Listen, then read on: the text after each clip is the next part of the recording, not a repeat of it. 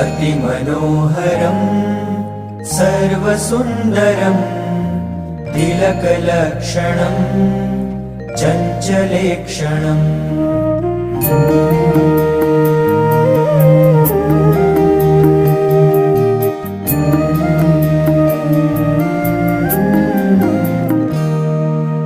अतिमनोहरं सर्वसुन्दरं तिलकलक्षणं चञ्चलेक्षणं विबुधवन्दितं स्वामिनाथ ते वपुरिहास्तु नो नित्यदर्शने।